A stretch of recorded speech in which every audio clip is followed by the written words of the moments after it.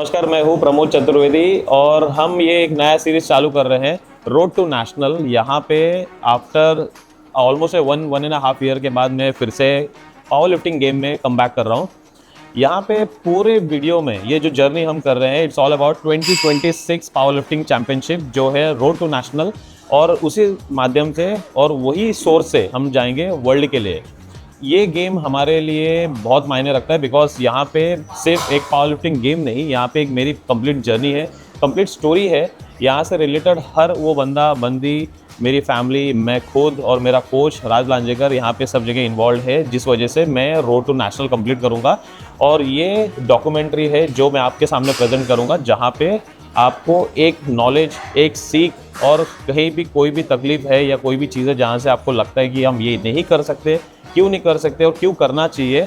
आपके घर में कोई छोटा बच्चे से लेके कोई एडल्ट है या कोई ओल्ड एज भी है, तो उनको भी ये मोटिवेशन देने के लिए कि किसी भी प्लेयर के पीछे कितने चीज़ें लगती है। Start from the gadgets, start from the gears, start from your meal prep, your coaching, every small detail to big thing, the investment, financial thing, क्या क्या उसको प्रॉब्लम्स आते हो, क्या क्या उससे चीज़ें मिलने वाली है, ये हम आपके सामने लेके आएंगे। अब मैं आपको मिलाऊंगा मेरे गुरुजी से, मेरे कोच, मेरे मेंटर और मेरे भाई से, मिस्टर राज लांजेकर। ये हैं खुद Asia champion, strongest man of Maharashtra district, 19 time Thane, और ये हैं हमारे साथ 2018 से, बट बीच में मेरे कुछ काम की वजह से मैं भटक गया था, जिस वजह से मैं ब्रेक लिया था 1.5 ईयर के लिए। बट फिर से हम फाइनली एक डिसीजन लेके आए हैं। भाई हमारे साथ हमेशा है, भाई का ब्लेसिंग मेरे साथ है। 2026 जो हम टारगेट कर रहे हैं, तो भाई बताएंगे हम क्या करना चाहते हैं अभी आगे जाके। सो एक्चुअली मैं बताऊँ, पहले मेरे बारे में थोड़ा बता देता हूँ। आई एम राज लांजेकर, एक पावर लिफ्टर हूँ जो मेरे को सब लोग जानते हैं ऐसे ही। और मेरे अचीवमेंट्स में कुछ बता दूँ तो लास्ट ईयर ही 2023 एंड 4 जो था, उसमें मैंने बेस्ट लिफ्टर ऑफ इंडिया का अवार्ड भी जीता हुआ है। एक अच्छे फेडरेशन से मैं खेलता हूँ, इट्स IPF से खेलता हूँ, इंटरनेशनल पावर लिफ्टिंग फेडरेशन, और इंडिया में PI है पावर लिफ्टिंग इंडिया, वहाँ पे मुझे बेस्ट लिफ्टर ऑफ इंडिया मिला है। और एशिया पैसिफिक और अफ्रीकन कंट्रीज़ को मिला के जो एक चैम्पियनशिप हुई थी, वहाँ पे मैं बेस्ट लिफ्टर बना था। सो ये मेरे बेस्ट अचीवमेंट्स है। जो अगर मैं अभी प्रमोद के चैनल पे शायद पहली दूसरी बार आ रहा हूँ, और ये सीरीज़ में अभी फिर से स्टार्ट हो रहा है कि प्रमोद की जर्नी हमें दिखानी है। तो प्रमोद ने आके पहले ही मुझे बोला कि मुझे भी ऐसे कुछ अचीवमेंट्स करने हैं। हमारे पहले भी ऐसे वीडियोज़ है जहाँ पे ये सपना मेरा था जो मैंने 24 में कंप्लीट किया। अब यही सपना प्रमोद देख रहा है, तो डेफिनेटली सपने बड़े देखो तो कंप्लीट होने ही वाले हैं। तो हम लोग अभी पहले बात करते हैं कि प्रमोद का जर्नी अब जब स्टार्ट हो ही रहा है, तो इसके पहले प्रमोद पावर लिफ्टिंग खेल चुका है, तो प्रमोद को बेसिक्स पता है पावर लिफ्टिंग के सारे। अब हमें जर्नी अगर अच्छी दिखानी है आपको, तो जो टारगेट्स है वो बता देता हूँ। हमें खेलना है वर्ल्ड पावर लिफ्टिंग, वर्ल्ड जो गेम्स होते हैं वहाँ पे हमें खेलना है। पावर लिफ्टिंग की वर्ल्ड चैम्पियनशिप होगी, वहाँ पे हम लोग खेलेंगे। लेकिन उसका जो बेस रहता है, उसकी जो जर्नी रहती है, वो डिस्ट्रिक्ट से स्टार्ट होती है। तो अभी यहाँ पे इंटर जिम कॉम्पिटिशन तो होते नहीं है, लेकिन अगर हम किसी जिम को रिप्रेजेंट करते हैं, जैसे अभी प्रमोद रियो को रिप्रेजेंट करेगा, रियो को रिप्रेजेंट करेगा डिस्ट्रिक्ट में, वो हमारी कंपटीशन के लिए अभी हमारे पास 9 मंथ्स है। उसके बाद हमारी स्टेट कंपटीशन लगेगी। अगर प्रमोद डिस्ट्रिक्ट में गोल्ड मेडल जीत लेता है, क्वालिफाइंग टोटल करता है, तो वो स्टेट खेलने जाएगा, वो डिस्ट्रिक्ट को रिप्रेजेंट करेगा। Same thing for district, for state and national. जब हम नेशनल खेलने जाएंगे, तब हमें नेशनल में टॉप 3 में आना है और एक अच्छी क्वालिफाइंग टोटल नंबर बनाना है कि हम इंटरनेशनल सारे कंपटीशन खेल सकें। सो ये हमारा जर्नी रहेगा ऑल ओवर। और इसके आगे देखते हैं हम क्या क्या होता है और प्रमोद क्या क्या कमाल दिखाता है और कितने सारे मेडल्स आप सबको दिखाने के लिए यहाँ पे लेके आता है। तो लेट्स सी, देखते हैं क्या होता है। So this is our day 1 for Road to National 2026 National Championship, और जो होगा qualify for world championship and से एशिया स्पेसिफिक। तो यहाँ से we are starting our back to routine workout after 1.5 year का gap. Recently I participated for the state championship. After that I realised कि इतना बड़ा गैप लेना कंपलसरी नहीं है। I have to be in touch with this game, and once a sports player is always a sports player. उसके अंदर वो खून एक बार चढ़ गया तो वो कभी नहीं उतरता।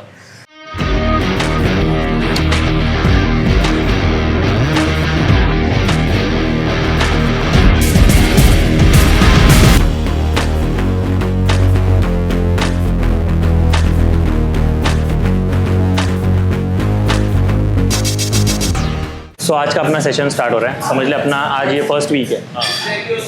टारगेट बहुत बड़ा है। पहुंचने तक के लिए हम लोग ने पहले एक्सपीरियंस लिया हुआ है 1-2 बार जो हमने कम्पीट किया था। अब अपना टारगेट बड़ा है और स्टार्ट करेंगे हम लोग बेसिक से।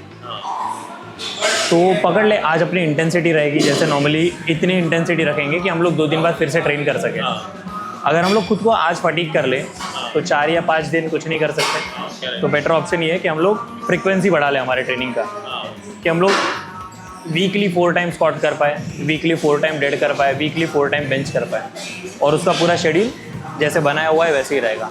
तो आज हम लोग स्क्वाट भी करेंगे और बेंच भी करेंगे, लेकिन उनका उसका इंटेंसिटी कम रखेंगे। तो बेनिफिट ये है कि हम लोग कल फिर से बेंच के साथ डेडलिफ्ट भी कर सकते हैं। जितने जल्दी हम लोग हमारा फॉर्म एंड टेक्निक सेट कर लेंगे कमांड के साथ, तू एक्सेप्ट कर लेगा कमांड को और उसी की कमांड पे हर बार प्रेस करते रहेगा, उतना होल्ड मूवमेंट रहेगा, डेफिशिएट मूवमेंट रहेंगे, वो सबका एक अच्छा प्लानिंग रहेगा। लेकिन आज अपना है सिर्फ स्क्वाट और बेंच जो एकदम बेसिक रहेगा। तो हम लोग 5 रेप्स करेंगे। इंटेंसिटी तेरा स्क्वाट 200 kg है, उतना इजीली हो पाता है 1 रेप। हम लोग 150 kg पे हल्का ग्राइंड करेंगे कि हमें कल फिर से स्क्वाट करना है। ओके, तो आज पहले स्टार्ट करते हैं स्क्वाट से।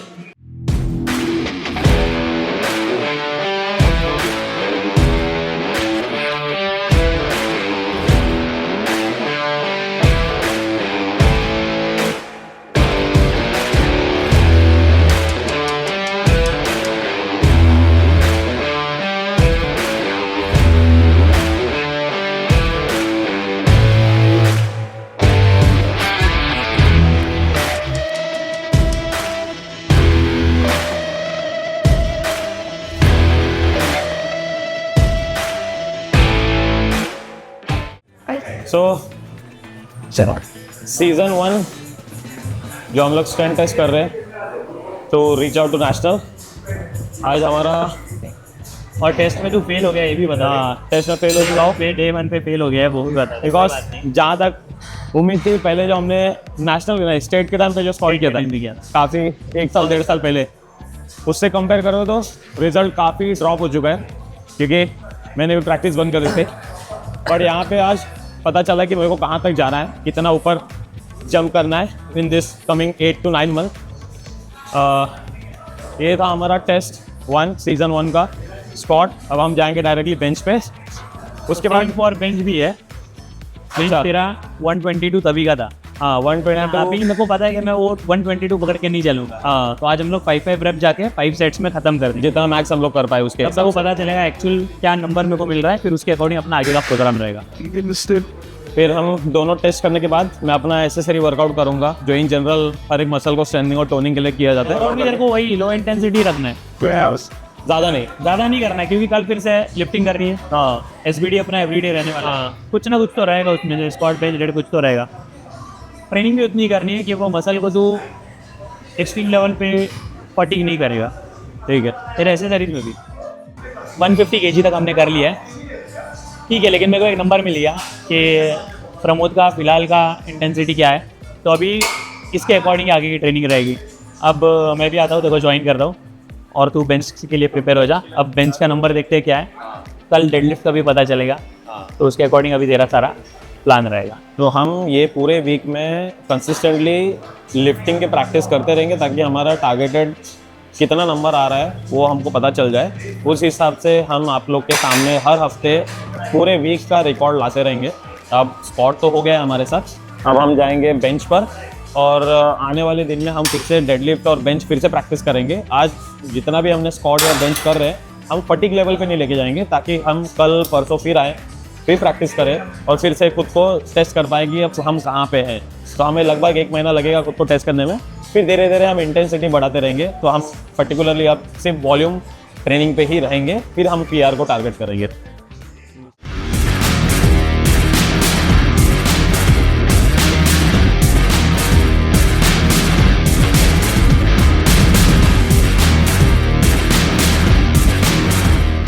अभी जैसे कि आपने देखा कि मेरा स्क्वाट कितना ड्रॉप हो चुका है, मतलब कहाँ पे 230 240 kg का स्क्वाट, कहाँ पे 150 पे फटीग, मतलब 5 रेप भी जाना मुश्किल हो गया है।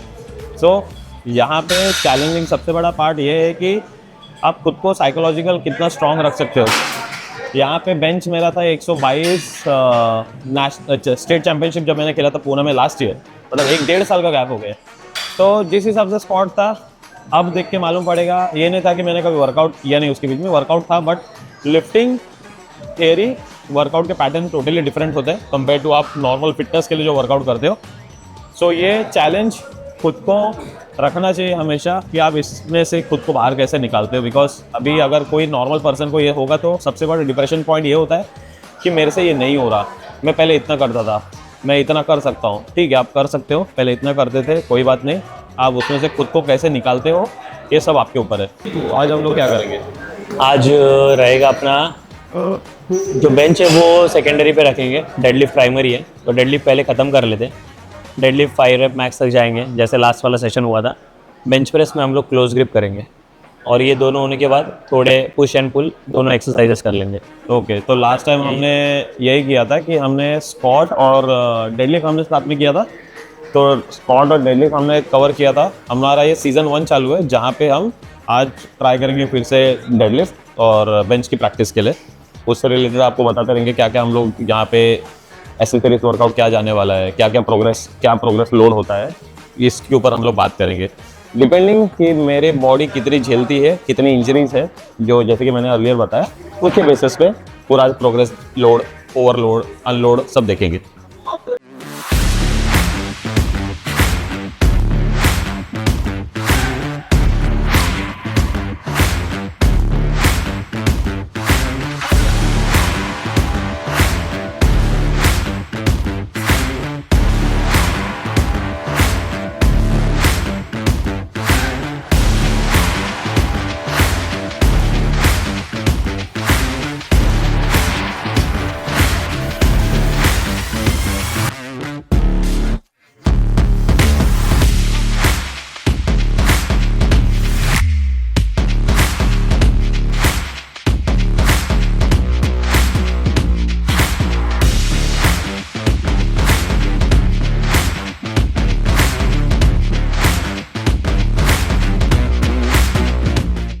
अब तेरे को ग्रिप करके बॉडी पूरा स्ट्रेट करना है।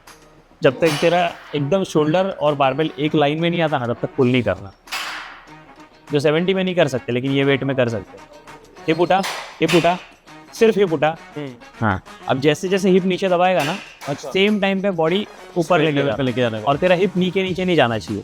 हिप नी के ऊपर ही चाहिए और बॉडी स्ट्रेट होना चाहिए। तो बॉडी वेट पूरा पीछे डाल। तो सीसॉ कैसे करते हैं, वो टाइटनेस मेंटेन कर, और पूरा बारबेल जितना बेंड होता है ना, उधर तक बेंड कर ताकत से। Bend bend bend bend bend and pull. ठीक है, अभी इसका कोऑर्डिनेशन बना अच्छे से। नहीं, बस अभी तेरा हेड का वेट आगे पूरा है ना, उसको भी पीछे ले लियो, एकदम स्पाइन सीधा करके, स्ट्रेट करके वैसे ऊपर ले गया। कर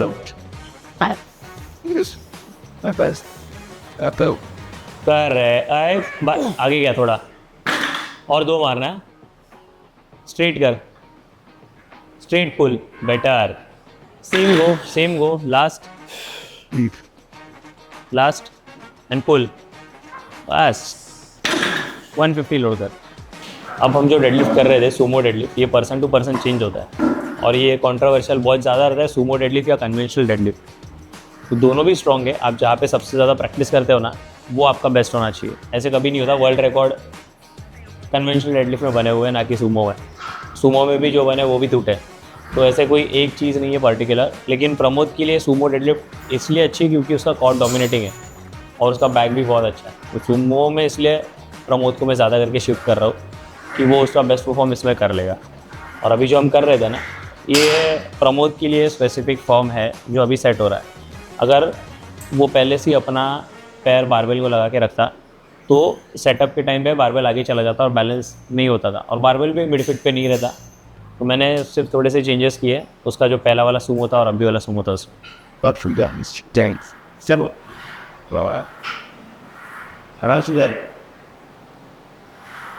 टाइम मत ले।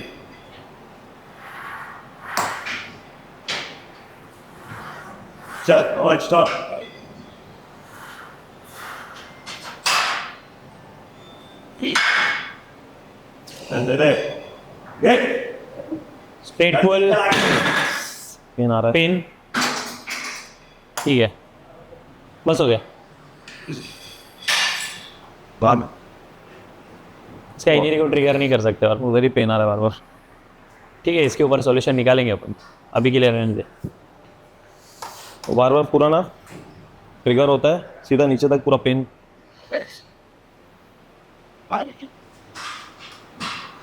थोड़ा स्ट्रेच कर जो पेन हो रहा है उसको, और बेंच चालू करते हैं।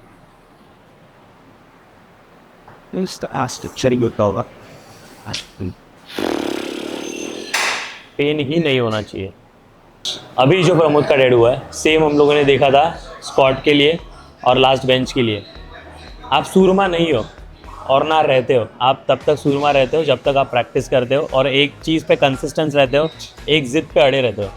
ये जो बीच में लिफ्टिंग छोड़ के बाकी चीज़ें कर रहा था और फिर से अभी ये कमबैक है, तो मैं खुद वो लेवल पे ये सोच रहा था चीज़ कि कहाँ पे ज़्यादा लोड मारेगा, तो मेरे को उसके वही पीआर याद थे, मैं उसके अकॉर्डिंग जा रहा था। लेकिन हमें एक अच्छे नंबर्स मिल रहे हैं अभी और उस पर उसका इंजरी भी ट्रिगर हो रहा है। तो अब यही इंटेंसिटी को अच्छे से सोच के आगे का वर्कआउट प्लान होगा। सो डेडलिफ्ट चलो ठीक है, हमारा आज 170 kg पे 2 रेप हुआ है। एक टारगेट मिला है कि हमें अभी इसके आगे जाना है, जैसा स्क्वाट का एक टारगेट मिला, बेंच का एक टारगेट मिला, लेकिन जो हमारा प्राइमरी आज डेडलिफ्ट था उसका भी टारगेट हमें मिल गया और इसका इंजरी ट्रिगर हुआ है। तो अभी बेंच करके देखते हैं, क्योंकि लास्ट वाला बेंच मेरे को पता है क्या है, लेकिन आज सेकेंडरी बेंच है और क्लोज ग्रिप बेंच प्रेस में करेंगे हम लोग। और उसके बाद बाकी सारे एक्सरसाइज रहेंगे, पुश पुल, वो तो आपको देखने मिलेंगे। 3 सेकेंड पॉज, तो क्लोज ग्रिप नहीं करना है भाई, मैं क्लोज ग्रिप बोल दिया था, क्लोज ग्रिप नहीं करना है, हम 3 सेकेंड पॉज कर रहे हैं। और जो पावर लिफ्टिंग का रूल है कि आपको 3 कमांड पे बेंच प्रेस कंप्लीट करना पड़ता है। It's start, press and rack. अगर प्रेस बोलने से पहले आप प्रेस करते हो तो फिर वो नो लिफ्ट काउंट की जाती है। तो प्रैक्टिस रहेगा हमारा कि ये पॉज को बढ़ाए और ज़्यादा स्ट्रेंथ वहीं पे बिल्डअप करें, क्योंकि सबसे ज़्यादा स्ट्रेंथ वहीं पे ज़रूरत लगती है। तो ये पॉज जो आज हम करने वाले हैं, डेफिशिएंट मूवमेंट है एक, जिससे बेंच प्रेस इंप्रूव करने के लिए बहुत ज़्यादा हेल्प होती है। वाइड ग्रिप पे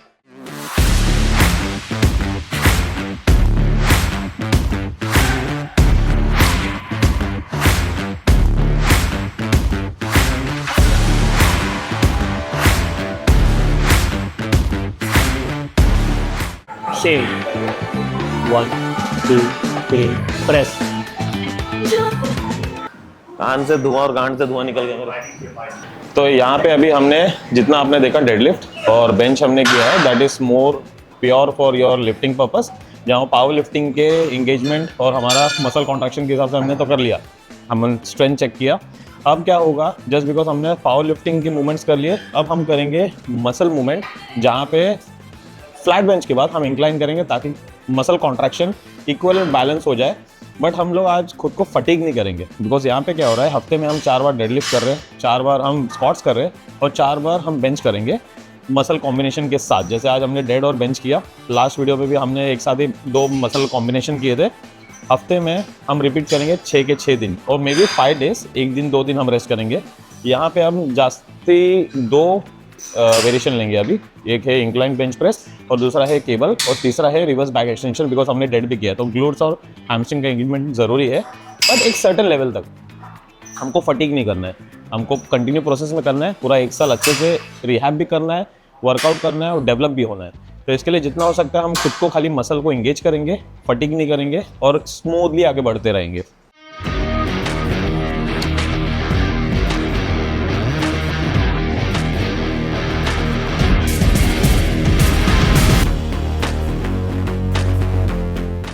एक पावर लिफ्टर को मसल मास, उसके साइज, उसका मसल वॉल्यूम और स्ट्रक्चर, सिमेट्री सब देखना पड़ता है।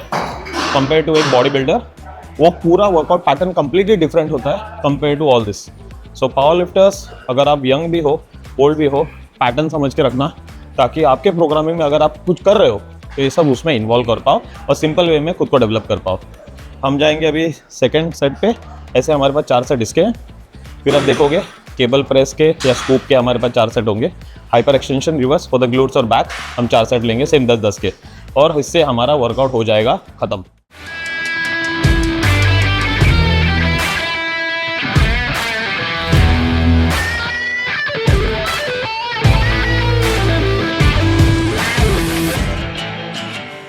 तो आज का प्रमोद का वर्कआउट हो गया है। तो लास्ट वर्कआउट हमने देखा था कि स्क्वाट किया था और क्या किया था भाई, स्क्वाट और बेंच ना, स्क्वाट बेंच डेड। और इम्प्रेसिव आज का बेंच था, क्योंकि बेंच का लास्ट वाला इसमें भी शायद प्रमोद ने 90 kg बेंच किया था और आज सेम मूवमेंट डेफिशिएट पे किया है।